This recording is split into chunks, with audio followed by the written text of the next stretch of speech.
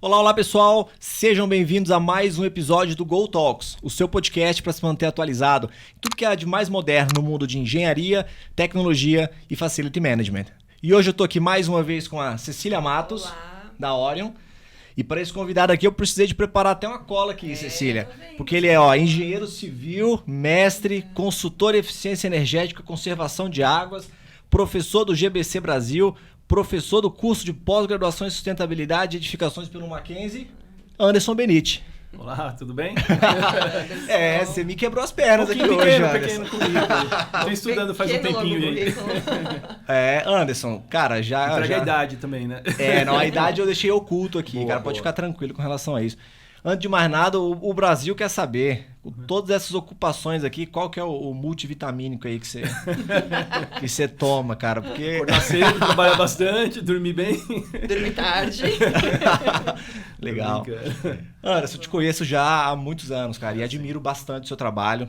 Te acompanho desde a época que você atuava ali na direção da CTE, uma das maiores consultorias aí do país, né, em sustentabilidade, eficiência. Vários dos prédios certificados LEED vieram ali do seu trabalho, do trabalho da empresa. E hoje eu sei que você já há alguns anos também é um empreendedor. Tanto com a Benite, né, sua empresa de engenharia e consultoria, e também com a Wiser, uma empresa de tecnologia aí, trazendo novas soluções para o mercado. Isso. E eu queria que você começasse falando um pouco dessa sua trajetória e de como é ser protagonista nesse setor de FM, nesse setor de engenharia. A gente estava até conversando ontem, né, Cecília? A maior parte das pessoas se contenta em ser coadjuvante. E algumas pessoas como você são protagonistas. Então, conta um pouco da sua história, acho que vai inspirar muita gente que está ouvindo aí o nosso podcast. Tá bom. Obrigado pelo convite, né? Agradeço o convite, a oportunidade de falar. A gente gosta de compartilhar, né? A gente que gosta de estudar, aprender e trazer e compartilhar com o público, com as pessoas. Né? Se a gente conseguir cada um fazer algo um pouquinho melhor, a gente já fica contente, né? do esforço que a gente teve do trabalho. Mas assim, eu comecei minha carreira como consultor, né? Desde me formei na engenharia civil, na USP, comecei a trabalhar como consultor no CTE, entrei desde uma grande empresa de consultoria, referência, né, nacional na área de sustentabilidade, outras, consultoria em qualidade. Eu trabalhei 10 anos antes de 10 anos, 8 anos como consultor na área de qualidade, implantando ISO 9000 em empresas construtoras. Então, eu sempre trabalhei com construção civil. Né? Então, tem o cimento no sangue. Cimento tá no sangue, né? Então, com construção, aí comecei a trabalhar com a questão de segurança e saúde no trabalho, também certificando empresas nessa área. Tem uma norma específica de certificação de segurança do trabalho, a 18.001 na época, né, já mudou e tal. Depois a 14.001 que começou a entrar com a questão do meio ambiente. Então a gente certificou projetos como o estúdio do Projac, na ISO 14.000, um empreendimento residencial no Alphaville, condomínio, na área de... Já era um começo da sustentabilidade, a gente não tinha certificações ainda no Brasil. Né? Aí fui, né, nessa atuada e fui crescendo, né, dentro da área de consultoria. Aí em 2006 para 2007, uma grande empresa americana, Tishman Speyer, nos convidou, falou, olha, eu vou fazer um grande prédio no Rio de Janeiro, que é o Ventura Corporate Tower, quem é do Rio de Janeiro conhece, ali perto da Catedral, tal, na Rua Chile. Eu quero fazer LEED nesse prédio. Né?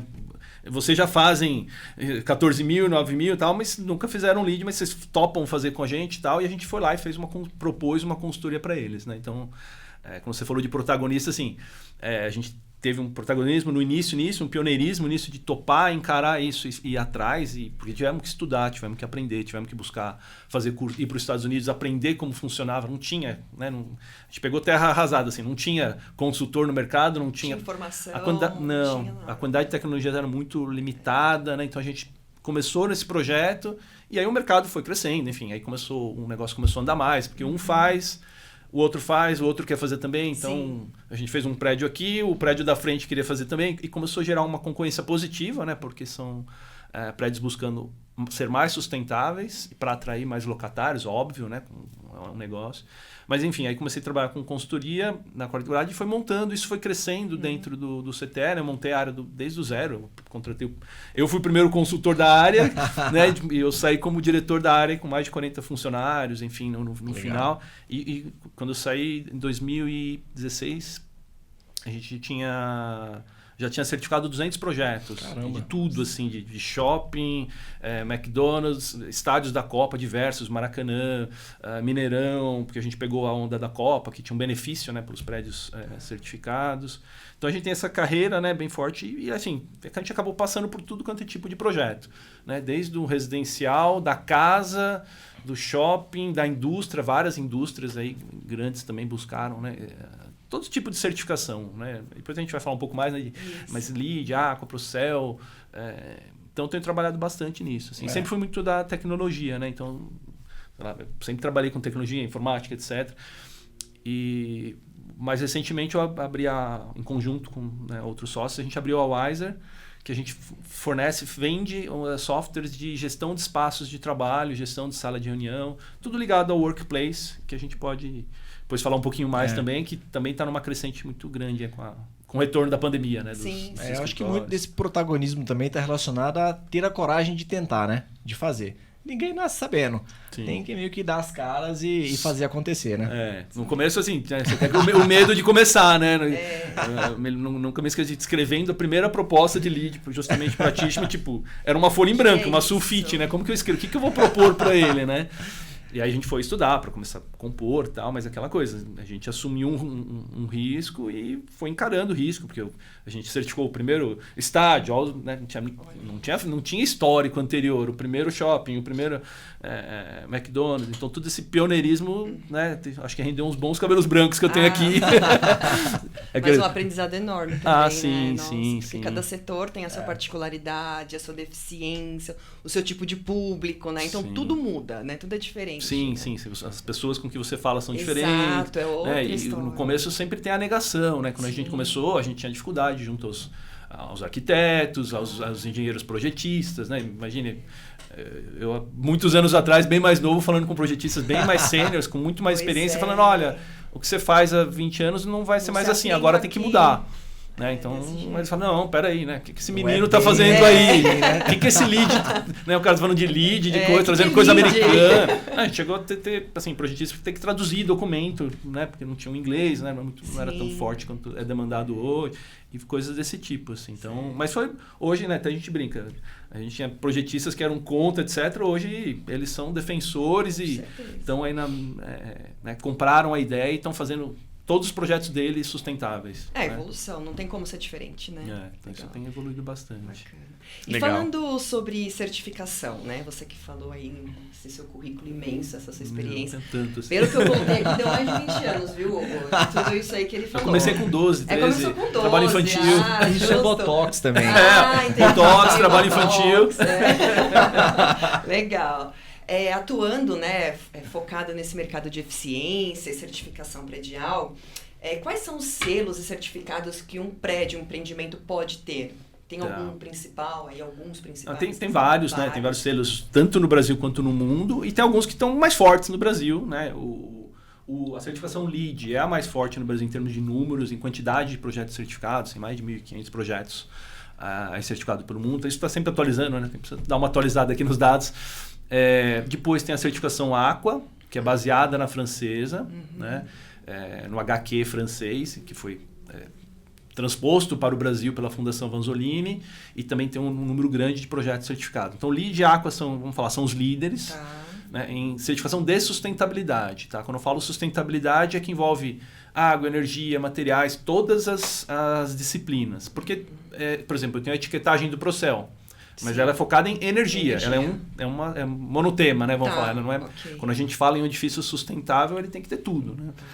Então, eu posso ter o Procel também, é uma etiquetagem no Brasil, né, que você Procel edifica, que é focado em reduzir o consumo de energia de um edifício. Depois tem outras certificações, né, que estão bem por aí. E as certificações na área de wellness, de saúde, de bem-estar dos edifícios, de edifícios saudáveis. Então, aí eu não estou falando em economizar água, mas ter uma água de qualidade para os ocupantes. Aí eu não falo só em economizar energia, mas eu falo ter um conforto térmico dentro do edifício, para que as pessoas fiquem bem, não fiquem doentes dentro dos edifícios, né? Aquela história do edifício doente e tal. Essas certificações, como a WELL e a Fitwel, estão nessa linha e está crescendo também essas certificações. Então, acho que são essas principais e você pode combiná-las, né? Sim. Então, você pode ter um LEED, tem projetos que eu certifiquei, tinha LEED Aqua. Tem outro que tinha LEED Aqua Procel, outro tinha Aqua e Procel.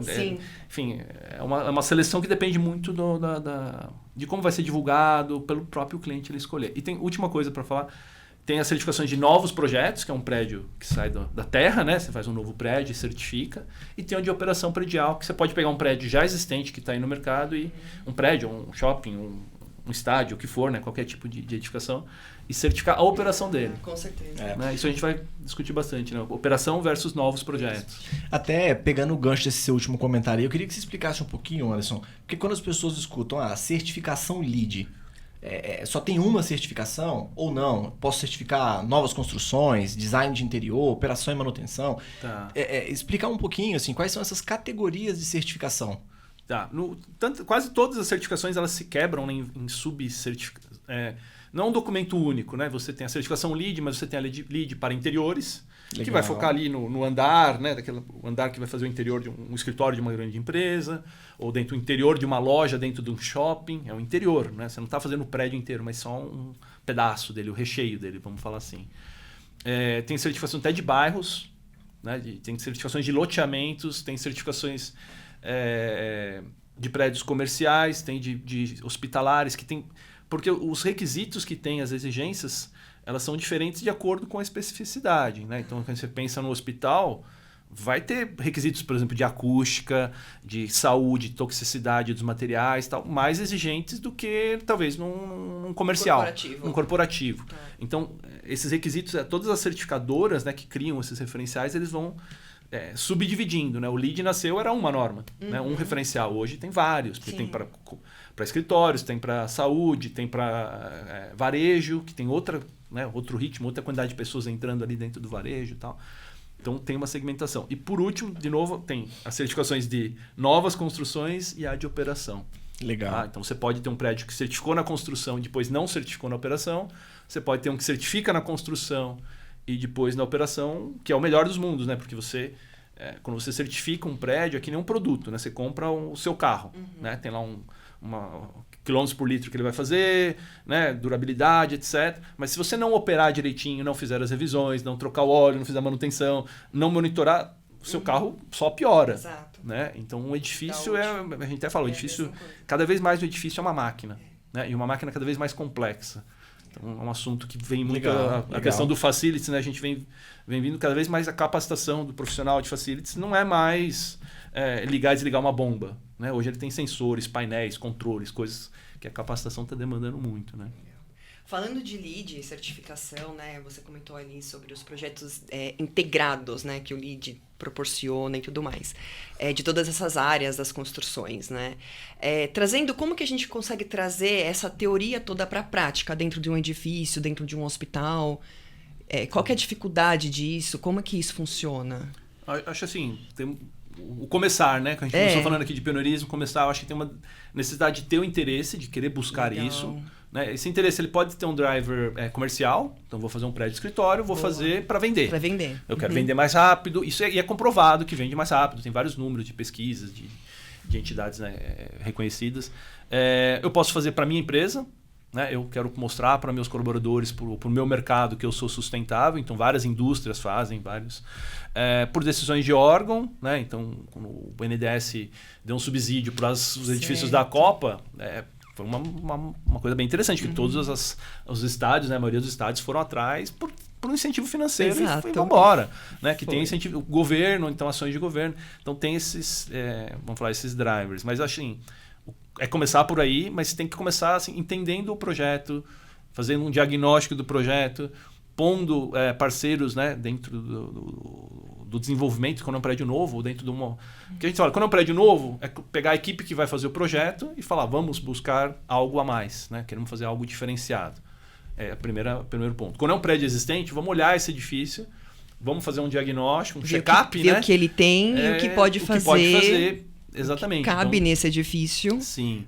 E aí entra muito... Você falou de projeto integrado, né? Acho que tem um conceito, até um curso do GBC Brasil, Projeto Integrado, que eu já fiz alguns, ministrei ali, alguns, que é você fazer a concepção do projeto com todo mundo que precisa logo do começo. Sim. Né? Porque essa é a parte mais difícil, né? É muito difícil. Engajar as partes interessadas. Você puxa um, puxa outro, mas o empreendedor ele tem que entender que o cara que cuida da operação predial, que está lá no dia a dia, que sabe onde o calo aperta, se ele tiver numa mesa de projeto, ele vai dar muito input. Né? Desde coisas, sei lá, a gente teve projeto que a gente conseguiu puxar a gente de operação que pegou assim, o carrinho de lixo passava na recepção do hall de um prédio corporativo de milhões.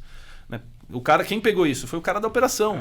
O cara da operação, não, mas vocês pensaram por onde vai passar os carrinhos de lixo? Vai passar aqui no meio da recepção que está recebendo, né, de mármore, granito milionário e está passando o carrinho de lixo aqui com cheiro, odor na frente. Então, assim, parece coisas banais, assim, mas ele tem um conhecimento prático, né? Então, o projeto integrado você puxa todos desde o começo. E não vai fazendo assim, primeiro faz a estrutura, depois faz o ar-condicionado, depois faz a iluminação, você põe todos juntos. Porque todo mundo dá ideia, propõe e já sai casado, né? Não tem viga e pessoal fazendo furo na viga para passar uma tubulação na obra. Isso é um sinal de não projeto integrado. Tá. Né? Porque alguém esqueceu, alguém não viu, não estava integrado, né? Teve que...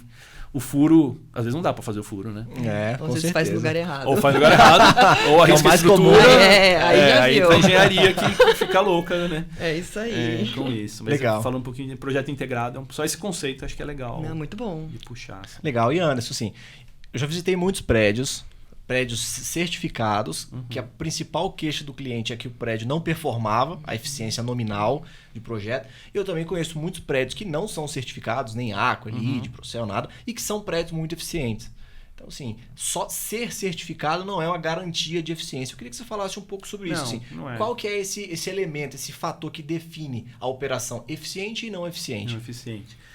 Não é tão simples a pergunta, né? Mas é bem pertinente, tá? Porque a gente também, a gente escuta quando a gente está falando que você faz um projeto certificado, termina, né? E às vezes a operação tem os cenários, né? Tem o cenário de você faz um edifício certificado, né? Com altas tecnologias ali no edifício, com economias de água projetadas excelentes, economias de energia excelentes, com sistemas, reuso de água, uso de energia solar, etc. Só que assim, isso precisa funcionar. Se isso não funciona, não tem os benefícios. Então, existe uma linha, né, entre a construção e a operação que muitas vezes tem um vácuo entre esses dois. Né? Então, quem construiu, eu fiz o prédio, entreguei, tá aqui, pronto, agora usa aí.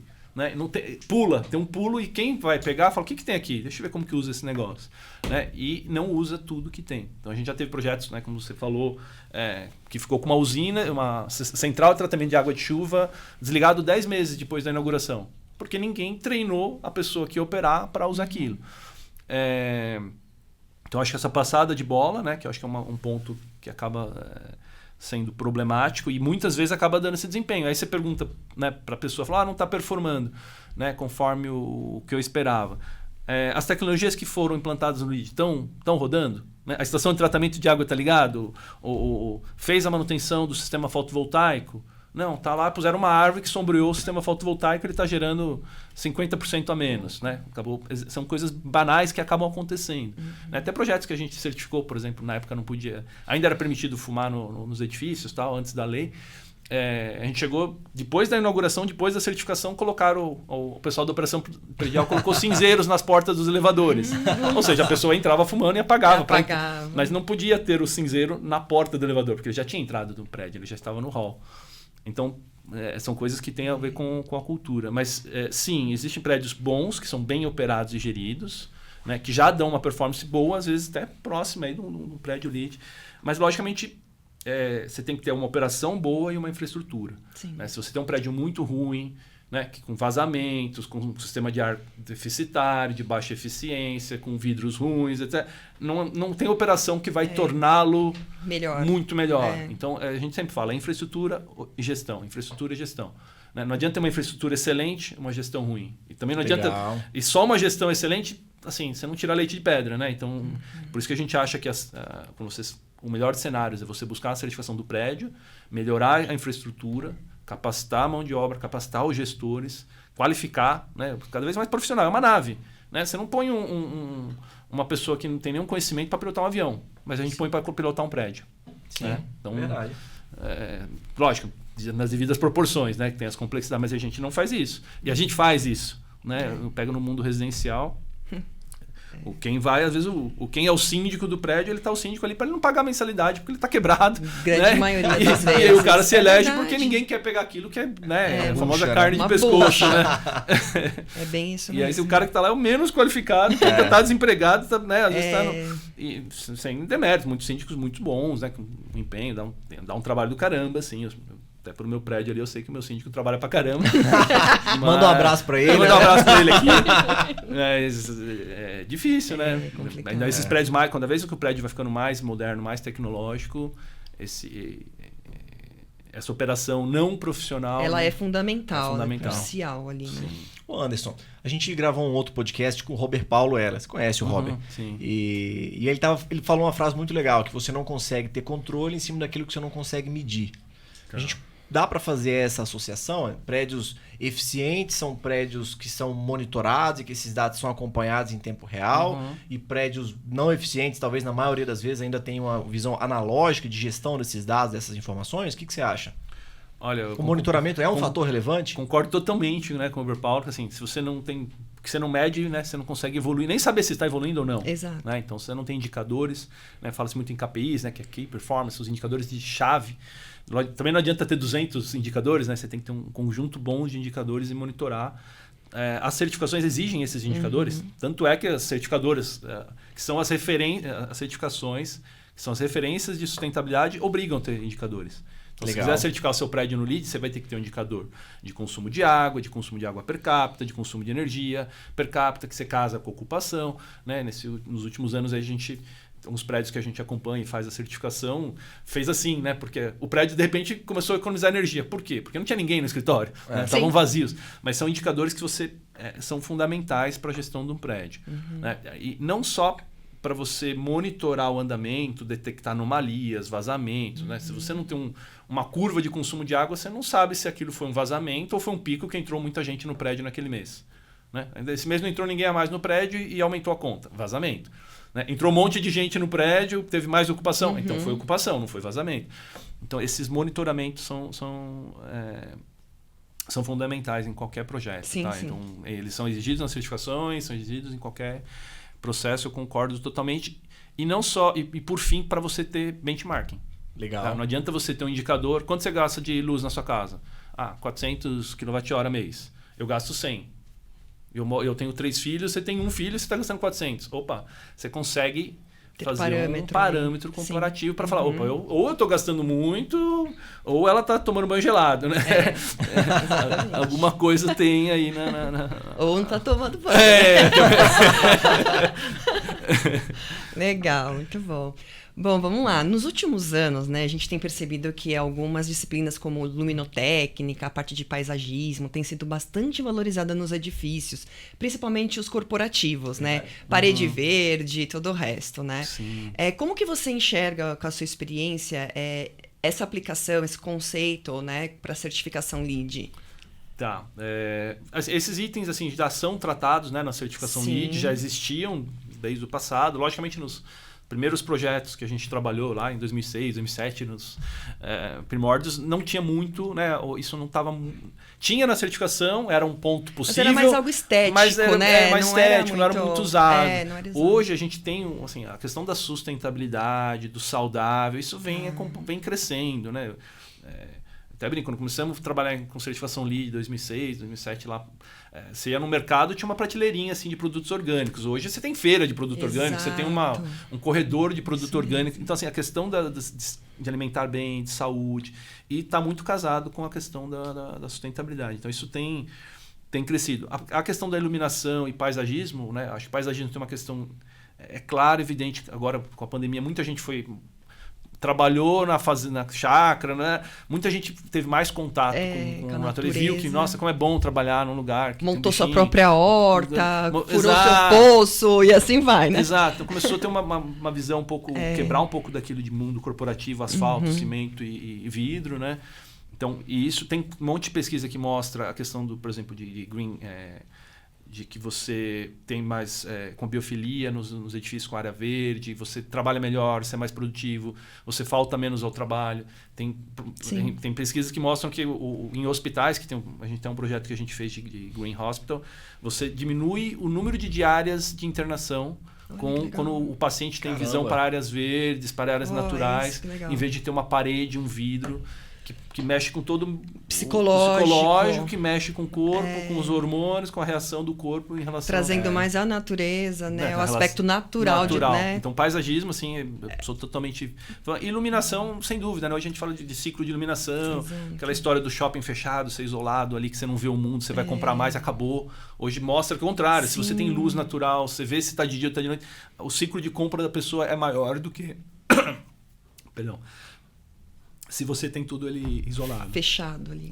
Realmente, acho que é o que você falou, Cecília. Deixou de ser só estética, né, Anderson? Passou a integrar a operação do ambiente. E aí, de novo, e agora com a questão do retorno aos escritórios, como a gente traz de volta as pessoas para o escritório? A pessoa está na casa dele, às vezes tem gente que tem uma casa super bacana e tal, você fala, não, agora você vem para o escritório, então tem que ser algo que atraia, que seja legal, gostoso de ir lá, eu quero ir para o escritório. Né? Não eu preciso ir porque meu chefe mandou. Eu vou me sentir bem trabalhando lá. Então, na questão no mundo corporativo, hoje o desafio é como que a gente trazendo traz de os volta. elementos naturais, né? Assim, se você melhora o escritório, então muita empresa está tirando as mesas, está colocando espaços mais integrativos, espaços de lazer, com área verde, para a pessoa não ter aquela quebra ali. Porque ela já vai ter que sair de casa, pegar um trânsito, tem que chegar num lugar igual ou melhor. Né? Não chegar num lugar pior, com ruído, barulho, a questão de acústica, né? Acho que você não colocou, mas é um elemento que também entrou muito forte. Cada vez mais estão preocupados com a acústica. Agora legal. Que o pessoal que eu trabalho em casa, né? Há muitos anos. Aí você vai para o escritório, aí a pessoa tem lá 100 pessoas, uma do lado da outra, todas com fone de ouvido. Né? Então aí a pessoa fala, por que eu vou ficar em casa? O que muda, né? Eu só vou para lá que vai ter mais ruído, né? Então a acústica também é importante nesse cresceu bastante as demandas de acústica tanto escritório e esse tipo de para a certificação também ela entra como elemento ela já é um item, uma pontuação, né, um requisito às vezes das certificações, LEED, Aqua, todas elas. Legal. E Anderson, eu até comentei aqui na sua apresentação, você por muito tempo já tem atuado aí ensinando várias pessoas nesse mercado de sustentabilidade, eficiência, seja pelo GBC Brasil e também na pós-graduação que você ministra no Mackenzie. E eu sei também que você é muito vivido, muito viajado aí, conhece muita coisa fora do país. Eu queria te perguntar o seguinte, se na sua visão os nossos gestores prediais, industriais, hospitalares aqui do Brasil já atingiram ou superaram, não sei, o mesmo nível de maturidade que tem, por exemplo, um gestor nos Estados Unidos, na Europa, no Japão. Você consegue fazer esse comparativo? Dá para fazer assim, que como você falou, né, eu já fiz bastante visitas a edifícios no exterior, principalmente nos Estados Unidos, por uma questão do LEED, né? Fui bastante para lá e a gente acabou visitando vários edifícios e conversando com o pessoal que opera mesmo os edifícios. O que a gente vê, eu acho assim, tem alguns mundos, né? Tem em alguns países tem uma questão bem profissionalizada, né? Então quem está ali é um profissional contratado, com pós, né? Ele tem a formação de uma engenharia específica, enfim, e tem uma série de cursos e certificados, inclusive específicos de facilities. Ele tem um certificado que ele se capacitou para aqueles elementos e tal. Então a gente vê muito esse tipo de profissionalização técnica mesmo. A questão dos indicadores que vocês falaram. Então você vai conversar com o cara de facility, ele abre uma tela. Né? A primeira coisa, ele abre uma tela aqui de 40, 50 polegadas e vai falar como que eu estou aqui meu prédio. Né? Então acho que isso ainda a gente não tem assim, generalizado no Brasil. A gente tem prédios muito bons, muito bem operados, tanto prédios, hospitais, eu conheço muitos aqui no Brasil, que estão com uma gestão profissionalizada. Profissional não é o profissional em si, mas assim, ele está lá se capacitando, está lá aprendendo. Então, acho que é uma questão bem de capacitação e de perceber que a atividade não é uma atividade secundária. Né? No final, um prédio para de funcionar, você tem lá 1.200, 2.000 funcionários que... uma hora de paralisação desses 2.000 funcionários paga o salário de 5 anos desse profissional, se você colocar um profissional bom ali. Não, né? Mas uma equipe, né? De profissionais que para operar. Então, sim, ainda não está no nível de maturidade que eu já vi em alguns países, eu não posso falar em todos, né? Sei lá, vi em Europa e Estados Unidos. Mas falta, acho que um pouco disso, de colocar os indicadores e melhorar essa estrutura. Né? Capacitações, buscar certificações, qualificação. Muitas vezes você vai lá, a pessoa não tem nenhuma qualificação específica, né? De facilities, né? De operação predial. Às vezes acaba sendo economia boba, né? Você coloca uma pessoa para cuidar do seu prédio, igual você falou. Você tem uma Ferrari, mas não sabe dirigir. Sim. Então. Sim, aí você não põe acaba óleo no fundo de motor. Acaba tendo retrabalho em cima de retrabalho e assim. E aí acaba ficando apagando incêndio. Exato. Virou apagador de incêndio, né? Tem um problema no andar, corre lá, apaga a luz, desliga. E não pensa estrategicamente, não, porque não está qualificado para isso. Ele está lá para apagar o incêndio. Mas não vou generalizar, tá? Porque tem empresas muito boas, administradoras muito boas, tal. Mas a gente tem que amadurecer um pouco ainda nesse sentido, né? De qualificação, né? Sim, e como eu comecei a falar lá do residencial, né? Normalmente você tem nos edifícios residenciais tem até uma administradora, mas a administradora ela faz o papel administrativo e financeiro. Ela emite boleto, cobrança. Boleto, faz a ata e tal. Mas se pergunta, né, que nem teve uma discussão no edifício entre fazer energia fotovoltaica ou reformar a quadra, eles não conseguem falar nada. A diferença, né? Nem entraram na reunião, falaram, não, isso é o condomínio, é o síndico que decide e tal. E aí, aí fala, vamos reformar a quadra porque tem mais gente que joga tênis no meu prédio. Reformar o salão de festa porque é receita. No final do dia. Que é receita, aquelas coisas assim que às vezes não é o melhor, né, pro todo. Exato, legal. Vamos lá, pensando agora, né, que você esteja falando aí com um dos nossos ouvintes, né, um gestor predial, por exemplo, né, que ele faça a gestão de um edifício corporativo, mas ele hoje não tem nenhuma iniciativa nessa área de sustentabilidade nem eficiência. Por onde que ele pode começar? Tá, acho que assim, primeiro... Essa é a pergunta de 1 milhão. Né? Você deixar de 1 milhão por fim. A pessoa vai estar anotando lá, hein? Vamos lá. Olha, eu não sei, eu acredito muito na capacitação. Eu acredito muito no que estudo. A gente falou bastante sobre isso. Eu acho assim, não tem... aquele negócio, você pode pegar o melhor avião do mundo, se você colocar de novo no avião, né? Sim, você colocar alguém que não é treinado, ele está com os melhores instrumentos, com melhores indicadores, ele não sabe operar. Na hora de pousar vai precisar do piloto. E quando falhar desse jeito. E o piloto bom, quando falha um instrumento, ele sabe operar. Ele sabe operar. Né? Ele consegue voar de algum jeito ali. Lógico, ele usa os instrumentos. Então, acho assim, primeiro é a capacitação. Tá, legal. Né? Se capacitar, seja em cursos.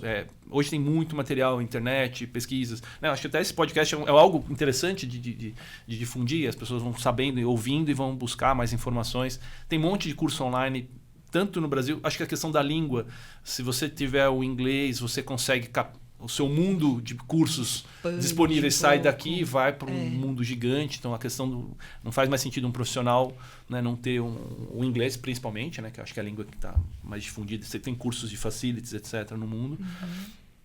E eu acho que o outro ponto é contar com especialistas mesmo, porque tem assuntos que tem pessoas que estão lá 20 anos estudando ar-condicionado, 20 anos estudando sistemas de tratamento de água de chuva, etc. Não adianta, não é um curso que vai me fazer eu escolher o que eu vou fazer para um prédio. Você se capacita para conseguir contratar, não ser enganado, né? Não vai levar gato por lebre. Então tem que ter um primeiro nível de capacitado, porque você é um gestor de capacitação, porque você é um gestor, mas é um gestor com uma base técnica para poder, pelo menos, conversar ali, olhar as alternativas, ponderar. Então, eu acho que tem a capacitação e tem que buscar, né, profissionais. O Brasil é bem recheado, né, de bons profissionais de tratamento de água, de gestão de resíduos, de eficiência energética, sustentabilidade, certificação, enfim, todos esses... E fazer um bom benchmark também, acho que isso é importante. Sim, né? Visitar edifício, toda oportunidade que tiver de compartilhar a experiência com um colega. Pô, eu tenho um prédio do outro lado da rua, deixa legal, lá. Vamos lá, aquele prédio, o que ele tem de interessante, né? Tem que ser curioso, né? Exato, acho que tem que ter... E eu sei que o dia a dia é corrido, porque você fica lá apagando os incêndios, né? Resolvendo as coisas da operação, mas você tem que ter o seu tempo para se estudar, capacitar, senão você vai ser um apagador de incêndio para sempre, né? Legal. E Anderson, muitas tecnologias têm entrado aí nesse nosso mercado de operação predial, industrial, e você até comentou aí dessa sua sociedade com a Wiser, né? Pelo que você me explicou rapidamente, é uma solução que você consegue fazer a gestão em tempo real de sala de reunião, estações de trabalho. Eu queria que você explicasse um pouco assim dessa tecnologia para quem está nos ouvindo, talvez tá tendo que receber as pessoas no escritório e tá aquele caos ali de onde que as pessoas vão se sentar. Explica um pouquinho dessa tecnologia e quais são os benefícios de se implantar. Não, tranquilo. Aí é a Wiser, né, outra empresa, tem a Benite Engenharia, que é de consultoria, e a Wiser, que a gente fornece, né, essa solução é um sistema de agendamento, de gestão do workplace, né? A gente amplia porque a gente gere todo o espaço de trabalho no sentido de reservas. Então, desde a reserva da sala de reunião, colaborador vai fazer uma reunião, ele reserva a sala pelo sistema.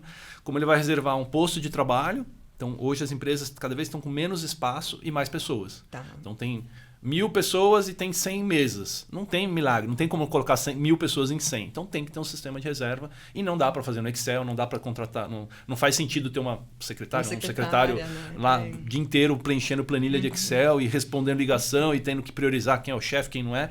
Não faz sentido. Então esse sistema ele faz isso, ele faz a gestão dos postos de trabalho e hoje a gente já vem ampliando, né, quando a gente fala em workplace. Reserva o fretado, né? Tem o fretado de manhã ou de tarde. Então a pessoa reserva, se ele vai no fretado, que dia que ele vai para o escritório, ele já reserva o fretado, já fica com a vaguinha dele. Não tem o risco de ele chegar no escritório e não ter a mesa. Né? Eu não reservei, chega lá, tá todo. Das 1.000 pessoas, tem 100. Né? É que nem a gente até brinca, né? Um pouco como o cinema, né? Antigamente, lá no passado, o cinema não tinha. Reserva de assento. Né? Quem chegava primeiro sentava no fundo, quem chegava depois sentava na frente e ficava com dor no pescoço. E é o mesmo esquema. E hoje não faz muito sentido você pegar o trânsito, 1 hora de trânsito chegar lá no escritório, não tem onde sentar, tem que voltar para casa. Então as empresas estão...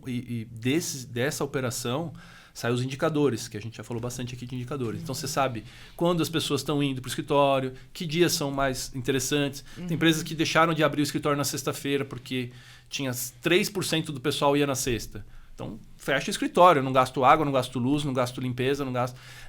empresas tinham 3 andares, passaram para 2 andares, porque perceberam que dava para economizar um andar inteiro. Pela quantidade de pessoas que estavam vindo, pelos indicadores que são gerados, né, em dashboards pelo sistema. Então, a gente fala que é um sistema de gestão do espaço de trabalho e a reserva é só a pontinha do iceberg, né? Você tem que reservar para lá, reservar o armário, reservar a vaga de estacionamento, que também é outro item... que sai briga nas empresas, né? Tem poucas vagas para muito... Nossa, isso. Né? Então, o sistema funciona dessa forma e tem crescido. E cada vez mais grandes empresas no mundo inteiro. A gente já tem de bancos, enfim, várias empresas aí. A implantação de um sistema desse é muito demorado?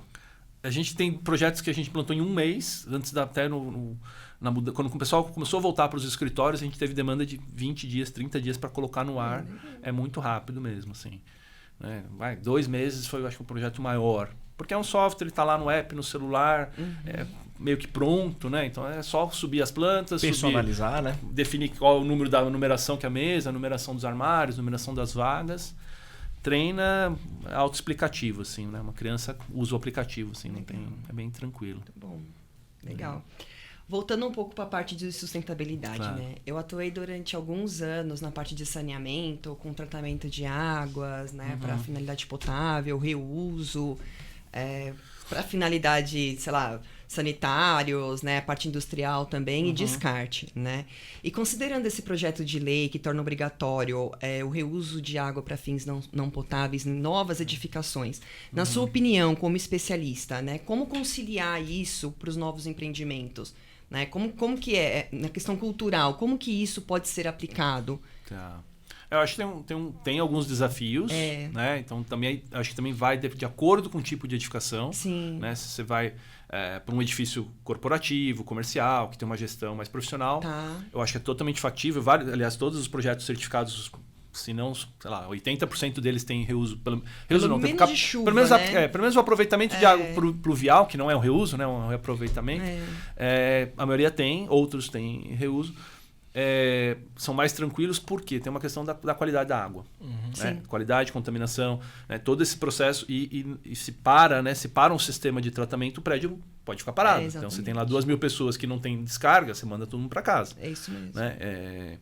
Então, o ponto, eu diria que o calcanhar de Aquiles seria a qualidade da água, os cuidados e a manutenção e operação. A operação. Se não tiver uma operação, né? Eu tenho diversos projetos que eu trabalhei, até um que eu estou fazendo agora, assim, por que não vai colocar sistema de reuso?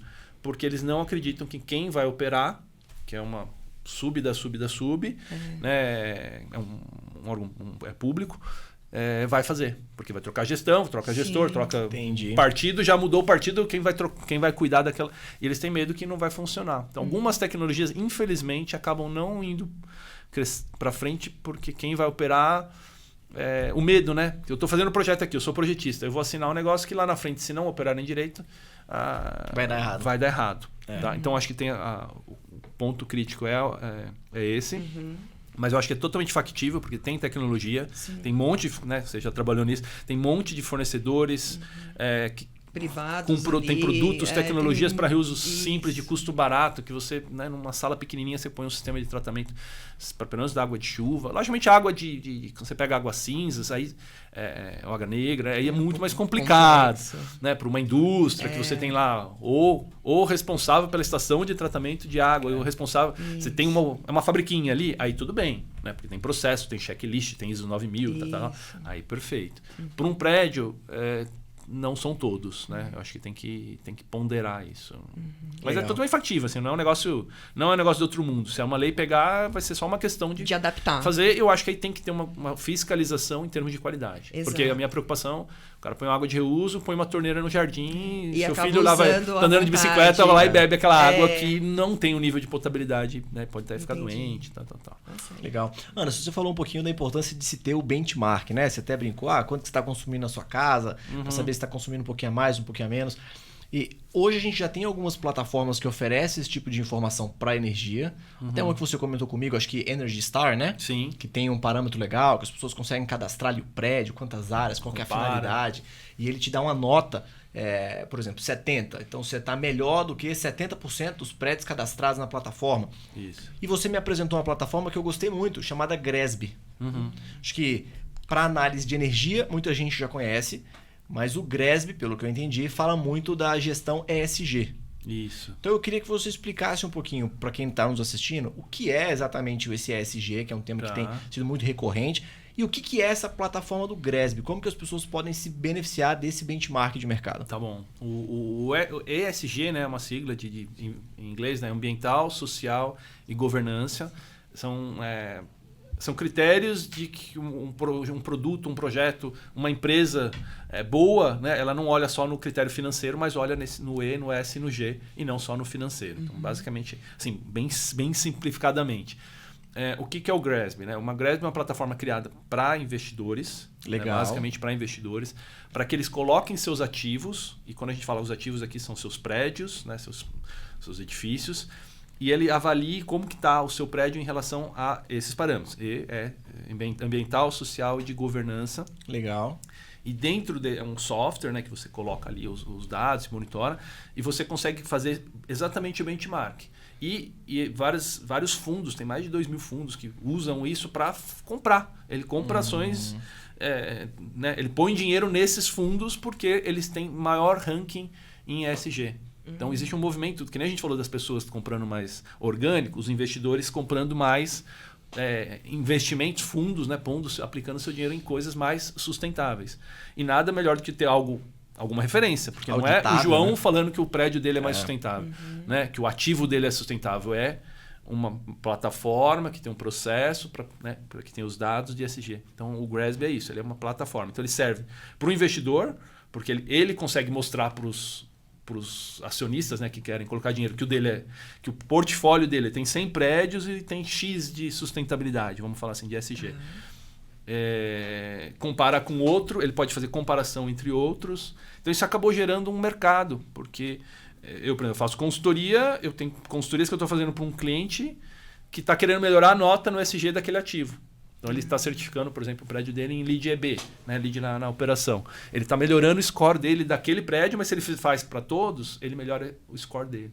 Então, benchmarking puro, mas dá credibilidade. Legal. Né? Porque acho que a credibilidade é uma coisa muito forte, né? As certificações servem para isso, para falar, não sou eu que estou falando que o meu prédio é sustentável. É a certificadora, né, que está falando, alguém que tem uma credibilidade. O GRESB serve para isso. Legal. Ana, se eu queria te fazer uma última pergunta. Passar rápido o tempo, né? A gente falou bastante do mercado corporativo. Sim. Prédios, indústrias, você deu exemplos aí de hospitais, você já falou um pouco também da área de arquitetura. E o residencial? Por mais que a gente tenha brincado aqui da questão do síndico, que carece de uma capacitação, na maior parte dos casos, também tem selos residenciais e quão distante está a sustentabilidade do residencial? Tá, vamos lá. Eu acho que isso não só aqui, tá? Acho que no mundo tem uma defasagem em relação ao corporativo do residencial. Tá? Não é exclusivo do Brasil, a gente tem uma defasagem sim. Né? Se você pega os números de certificações que tem no residencial, de projetos certificados no residencial quanto corporativo, né? No Brasil, o boom de projetos, né? A grande maioria são corporativo, estádio, varejo, indústria e tal, e o residencial ficou para trás. Acho que tem um fator intrínseco do residencial, que é um prédio que é feito para você entrega, então a construtora faz o prédio, tchau, né? Depois que ela entrega, o dono do prédio não é mais ela, né? Ela não ganha, se o prédio, né, ela vendeu tudo, se o prédio cair no dia seguinte, ela não tem prejuízo, né? E ela não, a conta de luz, a conta de água, as economias que vem para frente de operação, né? Não vem para ela, né? Então esse é um ponto que é um pouco onde funciona quando esse empreendedor incorporador, como tem alguns no Brasil que estão fazendo isso, vendendo prédios, tem certificação, tá? Tem a certificação GBC casa, GBC condomínio, tem o LEED para residencial, então existe também, mas tem menos, né? Tem muito menos, por esses fatores que eu estou colocando. Mas tem empreendedores que são pioneiros, são protagonistas e estão vendo a oportunidade de vender, né? Lembra que as pessoas estão buscando coisas mais saudáveis, sustentáveis? Então as pessoas têm buscado, né, tá em prédios mais legais, sustentáveis, com questão de paisagismo diferenciado, tem empreendimentos com parque, com áreas verdes grandes, com, né, espécies naturais, com energia solar. Todo mundo quer isso, é algo que quer, mas tem que ser vendido, né? Então tem que entrar lá no stand de venda, quem vai vender no stand não adianta ficar falando, tem varanda gourmet. Né? Tem que falar, tem varanda gourmet, mas olha a área do parque, olha a área verde, aqui tem reuso, seu condomínio vai ser baixo porque tem reuso. Tá? Então tem que vender, a venda tem que começar, porque depois que vendeu, o incorporador não ganha mais nada. Né? Porque ele entregou, aí quem vai cuidar é o síndico, né? Que a gente está falando na operação predial. Então tem essa defasagem, mas é no mundo. Tá? Uma forma que tem acontecido em outros países que estamos um pouco atrasados é a certificação, etiquetagem, que nem do Procel. Sim. Existe etiquetagem de Procel no Brasil, mas ela é voluntária. Você não é obrigado a etiquetar um prédio residencial. Tá.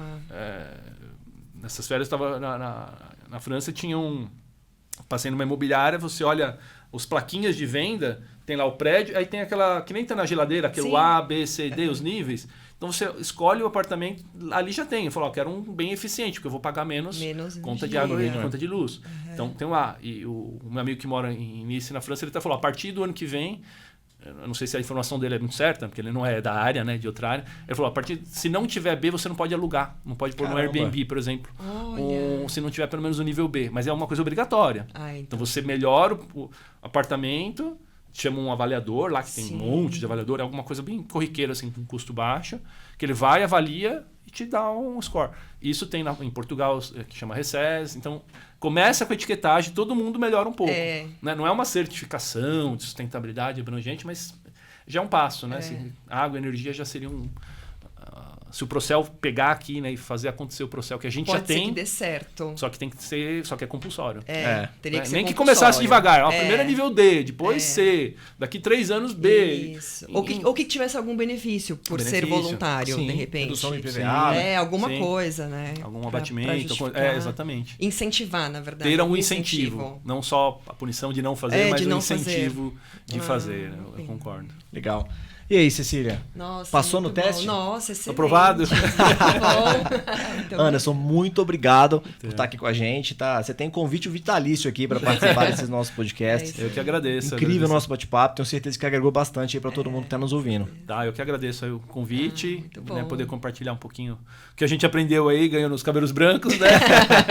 E qualquer coisa que vocês precisarem, fico à disposição. Quem tiver dúvida também aí, que estiver assistindo a gente, né, nas plataformas aí, pode mandar. A gente, se tiver novidades aí, né, o traz pra mandar gente para todo também. mundo. Pode, compartilha. É isso aí. Com certeza. Legal. E para você que participou desse mais novo episódio do Go Talks, não se esqueça de se inscrever nas redes sociais, ativar aí as notificações para receber os próximos episódios. Obrigado e até a próxima.